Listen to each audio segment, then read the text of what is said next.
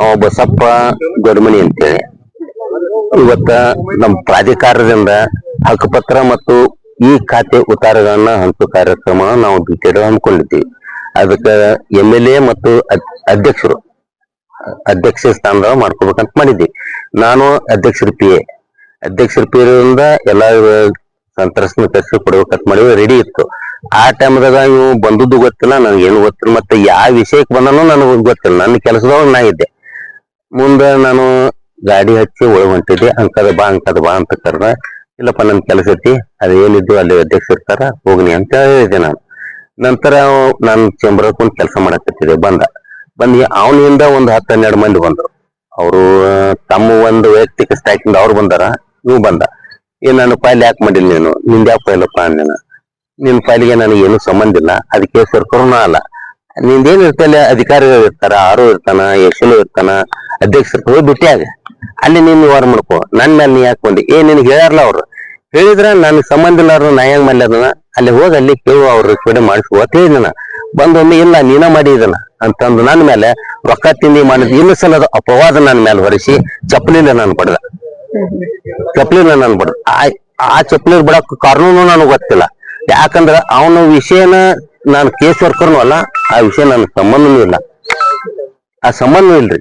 ಈ ರೀತಿ ನನಗ ಮಾನ ಹಾನಿ ಮಾಡಿದವ. ಮುಂದ ಅದ ಅಲ್ಲದ ಮತ್ತೆ ಅಧ್ಯಕ್ಷರ ಕಡೆ ಹೋದೆ ನಾನು. ಹಿಂಗಂತೆ ಅವ್ರು ಯಾಕಂತ ಹೇಳಕತ್ತಿದೆ. ಅಲ್ಲೂ ಬಂದು ನನಗ ಅದೇ ರೀತಿ ಹರಾಸ್ಮೆಂಟ್ ಮಾಡಿದ. ಹೀಗಾಗೋದ್ರಿಂದ ನನ್ನ ಫ್ಯಾಮಿಲಿಗೂ ನನಗ ಅದು ಕೆಲಸ ಎರಡನೇದ್ದು. ನಮ್ಮ ಫ್ಯಾಮಿಲಿಗೆ ಈ ವೈಯಕ್ತಿಕವಾಗಿ ನನ್ನ ಹಣ ತಿಂದಾನ ಹಂಗ ಅದನ್ನ ನಾನು ಪ್ರೂವ್ ಮಾಡ್ಕೊಳ್ಳೆ. ನಾನು ಮಾನ ಹಾನಿ ಮಾಡಿದಕ್ಕೆ ನಾವು ವೈಯಕ್ತಿಕ ನನಗೆ ಇದು ಮಾಡಿಕೊಡ್ಲವ. ಮತ್ತ ಅವನ ಮೇಲೆ ಏನ ಶಿಕ್ಷೆ ಅದನ್ನ ಕಾನೂನು ಪ್ರಕಾರ ಕ್ರಮ ತಗೊಳ್ಳಿ.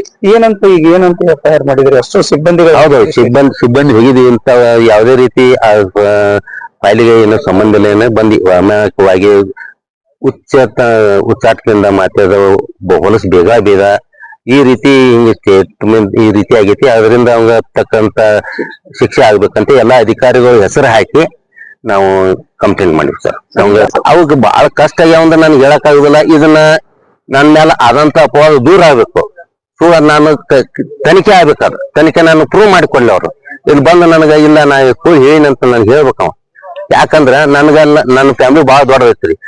ಎಲ್ಲರೂ ಫ್ಯಾಮಿಲಿ ಒಳಗ ನಾನು ದೊಡ್ಡ ಮಗ. ಈಗಿರೋದ್ರಿಂದ ನಮ್ಗ ಅನ್ಯಾಯ ಆಗೈತಿ, ಮನುಷ್ಯ ನೋವು ಆಗೈತಿ. ನನ್ನ ಫ್ಯಾಮಿಲಿಗೂ ಅದನ್ನ ನೋವು ಕ್ಲಿಯರ್ ಆಗ್ಬೇಕು.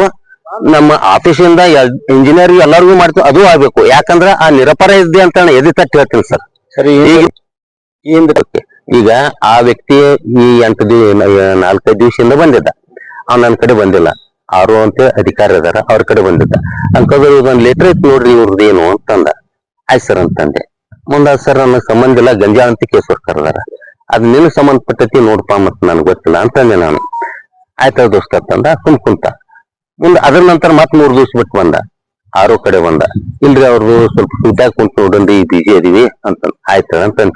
ಈಗ ಒಮ್ಮೆ ಏಕಾಏಕಿ ಬಂದು ಏನಾಯ್ತು ಅಂತ ಸೂಕ್ಷ್ಮ ಕೇಳಿದ್ ಬಿಟ್ಟು ಒಮ್ಮೆ ಹಲ್ಲೆ ಮಾಡೋದಕ್ಕೆ ಬಂದು ನನಗ ಈ ರೀತಿ ಹರಾಸ್ಮೆಂಟ್ ನನಗೆ ಬಹಳ ನೋವಾಗೈತಿ.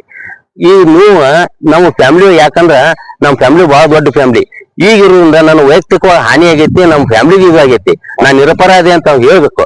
4 ಮಂದಿ ಅಧಿಕಾರಿಗಳು ಇದನ್ನ ಪರಿಶ್ರಮ ನಮ್ಗೆ ಹೇಳಿ ನಮ್ಗ ನ್ಯಾಯ ಒದಗಿಸ್ಕೊಳ್ಳಿ ಅಂತ ಹೇಳ್ತೇನೆ. ಮತ್ತೆ ಅವಂಗ ತಕ್ಕ ಶಿಕ್ಷೆ ಆಗ್ಬೇಕಂತ ನಾನು ವಿನಂತಿ ಮಾಡ್ತೀನಿ.